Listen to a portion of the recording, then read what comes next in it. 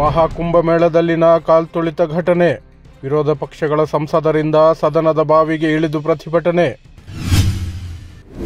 ಬುಡಕಟ್ಟು ವ್ಯವಹಾರಗಳ ಖಾತೆಯನ್ನು ಬ್ರಾಹ್ಮಣ ಅಥವಾ ನಾಯ್ಡುಗೆ ನೀಡಬೇಕು.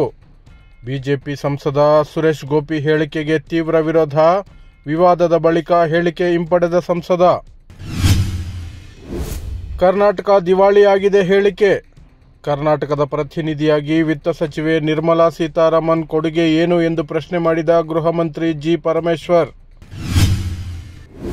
ದೆಹಲಿ ಚುನಾವಣೆ, ಯಮುನಾ ನದಿ ನೀರನ್ನು ಕುಡಿಯಿರಿ, ನಾನು ನಿಮ್ಮನ್ನು ಆಸ್ಪತ್ರೆಯಲ್ಲಿ ಭೇಟಿಯಾಗುತ್ತೇನೆ. ಕೇಜ್ರಿವಾಲ್ಗೆ ಸವಾಲು ಹಾಕಿದ ರಾಹುಲ್ ಗಾಂಧಿ. ಅಯೋಧ್ಯೆಯಲ್ಲಿ ದಲಿತ ಯುವತಿಯ ಬರ್ಬರ ಕೊಲೆ ಪ್ರಕರಣ, 3 ಆರೋಪಿಗಳ ಬಂಧನ.